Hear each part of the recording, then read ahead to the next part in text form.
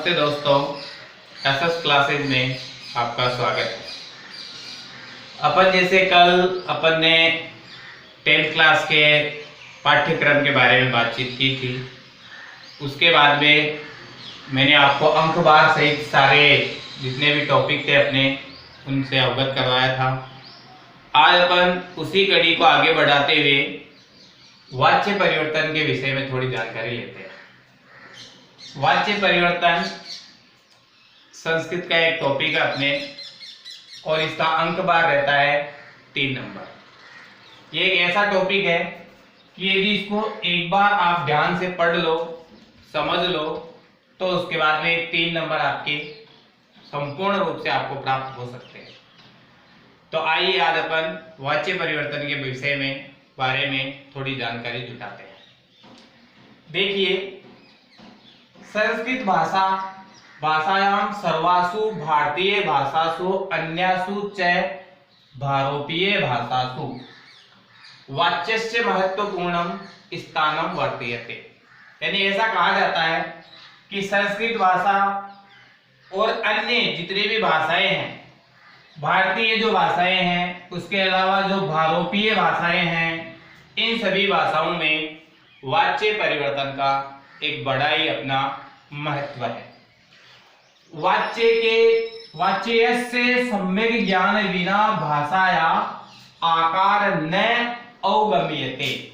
यानी कहने का तात्पर्य क्या हुआ कि यदि आपको वाच्य का संपूर्ण ज्ञान नहीं है तो अपन वाच्य के संपूर्ण ज्ञान के बिना भाषा के आकार के बारे में संपूर्ण रूप से ज्ञान प्राप्त नहीं कर सकते हैं। तो आइए आज अपन वाच्य परिवर्तन का संपूर्ण ज्ञान प्राप्त करते हैं। जैसे अपने लिए टॉपिक है वाच्य परिवर्तनम। अब वाच्य परिवर्तनम होता क्या है? मैंने आपको पहले भी कहा था, संस्कृत ऐसा विषय है, इसके अंदर आप क्यों है और कैसे है ये आपको समझ में आ गया तो आप आसानी से उस टॉपिक को क्लियर कर लोगे। अब जैसे ये दो शब्दों से मिलकर के बना हुआ है वाच्य धन परिवर्तनम। आप सभी जानते हो परिवर्तन शब्द का अर्थ बदलने से लिया जाता है, लेकिन वाच्य शब्द का अर्थ क्या होता है? तो वाच्य शब्द का अर्थ होता है प्रधानता, और परिवर्तन का मतलब हो गया बदलना। अब इसका अपन संपूर्ण अर्थ यदि निकाले तो संपूर्ण अर्थ हो जाएगा वाक्य की प्रधानता के अनुसार बदलना। वाक्य की प्रधानता के अनुसार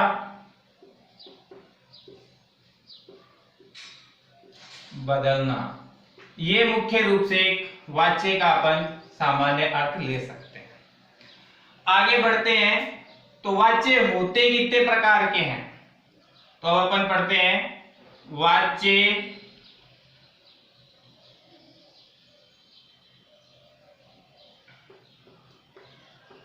परिवर्तन के प्रकार। तो वाच्य परिवर्तन मुख्य रूप से कितने प्रकार के होते हैं? तो वाच्य परिवर्तन मुख्य रूप से 3 प्रकार के होते हैं। अब 3 प्रकार के क्यों होते हैं? क्योंकि अपन एक जो सामान्य वाक्य बनाते हैं या सामान्य वाक्य देखते हैं, तो एक वाक्य में संपूर्ण रूप से कार्य करने वाली चीजें होती है कर्ता, कर्म व क्रिया। तो इनके माध्यम से ही ये प्रकार जो थे इनको 3 प्रकार के रूप में बांट दिया गया। अब पहला होता है कर्तरीवाच्य, दूसरा होता है कर्मवाच्य, और तीसरा जो हो वो हो जाएगा भाववाच्य। कर्तरीवाच्य, कर्मवाच्य व भाववाच्य। अब इसमें से अपन देखते हैं पहला कर्तरीवाच्य क्या होता है। तो कर्तरीवाच्य वैसे अपन सामान्य वाक्य को ही कर्तरीवाच्य कहते हैं। नंबर 1 देखते हैं अपन, कर्तरीवाच्य।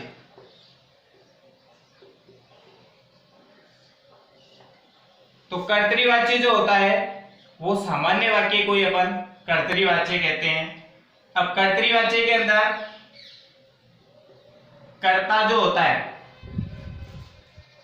कर्म व क्रिया,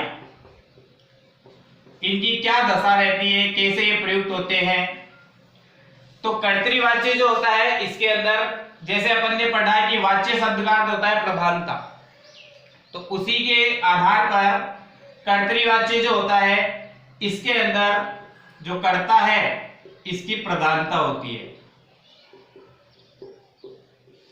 अब जिसकी प्रधानता होती है उसी की अपन प्रथमा विभक्ति का प्रयोग करते हैं, यानी कर्ता की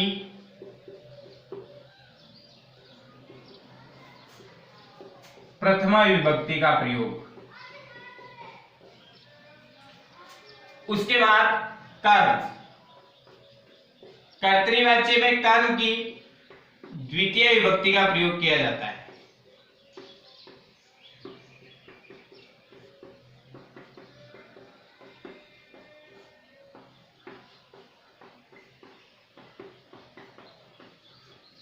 वह क्रिया, क्रिया जो होती है कर्तरीवाच्य में, क्रिया का प्रयोग कर्ता के वचन व पुरुष के अनुसार किया जाता है। तो देखिए दोस्तों, कर्तरीवाच्य जो है इसको अपन इस तरह से समझते हैं। कर्तरीवाच्य जो है, कर्ता यदि उसमें विद्यमान है, कर्म है और क्रिया है, तो कर्ता का कैसे प्रयोग करेंगे, कर्म का कैसे करेंगे और क्रिया का कैसे करेंगे। कर्ता की कर्तरीवाच्य में पूर्ण रूप से प्रधानता होती है, इसलिए इसकी प्रथमा विभक्ति का प्रयोग किया जाता है। वह कर्म की द्वितीय विभक्ति का प्रयोग किया जाता है और क्रिया जो होती है वो कर्ता के वचन व पुरुष के अनुसार इसका प्रयोग होता है।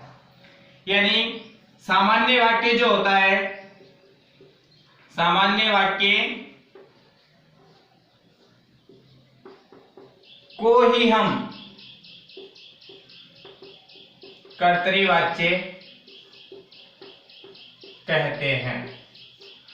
अब जैसे मान लीजिए कोई भी अपन एक वाक्य ले लेते हैं, जैसे आपने लिखा कि राम विद्यालय जाता है, ये हिंदी में कर्तरीवाच्य है।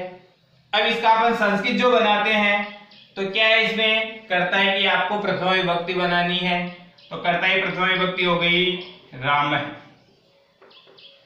उसके बाद विद्यालय शब्द जो है वो कर्म है, तो कर्म की आपको द्वितीय विभक्ति बनानी है, तो लिख दिया विद्यालयम।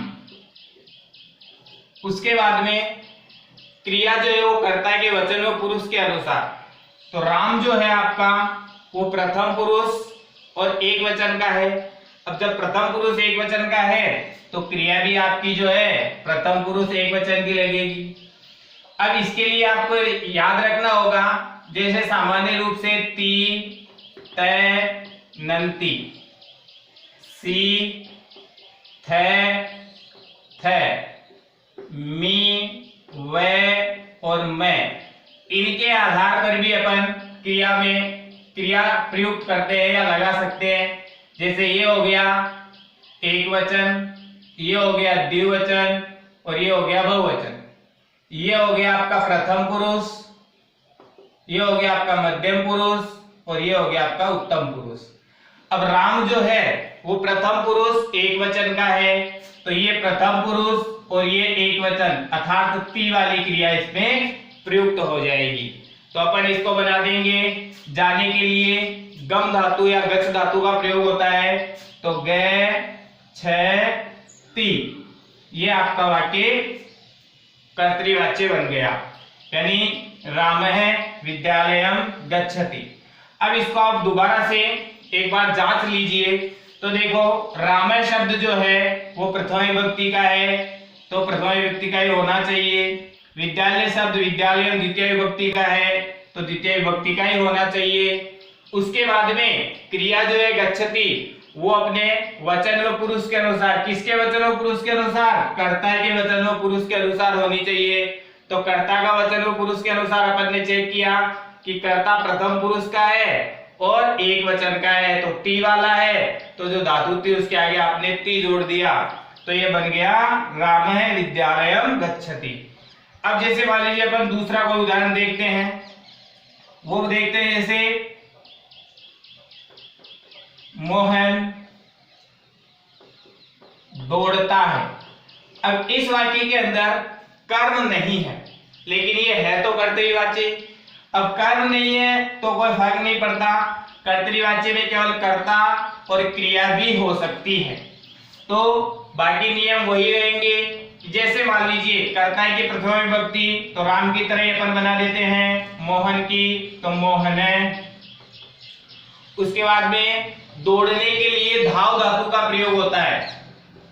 अब जैसे राम प्रथम पुरुष एक वचन का था, तो मोहन भी प्रथम पुरुष एक वचन में ही आएगा, इसलिए अपन अब जैसे धाव धातु है उसमें भी वही ती क्रिया लग जाएगी, तो बन जाएगा धावति। अब जैसे मान लीजिए ये दोनों उदाहरण आपके प्रथम पुरुष के हुए। अब अपन जैसे कोई अन्य पुरुष के लेके देखते हैं, जैसे मान लीजिए आ जाए कि मैं पुस्तक पढ़ता हूं। अब इसका आपको कर्तव्यवाची यदि बनाना हो तो इसका, अब जैसे मैं को संस्कृत में कहते हैं अहम, अब प्रथम पुरुष एक वचन में बन जाएगा जैसे अहम। अब पुस्तक की बनाएंगे अपन, पुस्तक यहाँ कर्म है तो द्वितीय विभक्ति, तो पुस्तकम। अब बात आई क्रिया की, और यही मोस्टली गलती होती है बच्चों के साथ, क्योंकि कर्ता आराम से लगा देते हैं, कर्म आसानी से लग जाता है, लेकिन क्रिया के समय विद्यार्थी अक्सर गलतियां करते हैं। तो क्रिया कैसे लगाए? क्रिया लगाने के लिए आपको ये याद रखनी होगी। इसको जैसे मान लीजिए अपन अनुवाद टेबल के रूप में भी नाम दे सकते हैं, तो आपको अनुवाद टेबल याद रखनी होगी। अब जैसे मान लीजिए आपका जो अहम है ये उत्तम पुरुष एक वचन का है। अब उत्तम पुरुष एक वचन जैसे मी वाली क्रिया लगी हुई है, तो आपको लिखना होगा पैठामी। तो ये हो गया आपका कर्तव्यवाची। अब इस तरह से दोस्तों आपको मुख्य रूप से वाच्य परिवर्तन बनाने के लिए अनुवाद टेबल का सहारा लेना होगा, इसको याद करनी होगी। इसके अलावा आपको नियम याद करने होंगे। उसके अलावा आपको कुछ भी रटना नहीं है। ज्यादातर विद्यार्थी वाक्य को रटते हैं और रटे हुए वाक्य कभी भी याद नहीं रहते, इसलिए रटना वो है जो काम में आए। अन्यथा जो चीजें काम में आ रही है वो रट करके फिर इसे बनाना जितना अपन सीखेंगे उतना ही अपन आसानी से आगे बढ़ेंगे। अब अपन कल पढ़ेंगे वाच्य परिवर्तन में कर्मवाच्य।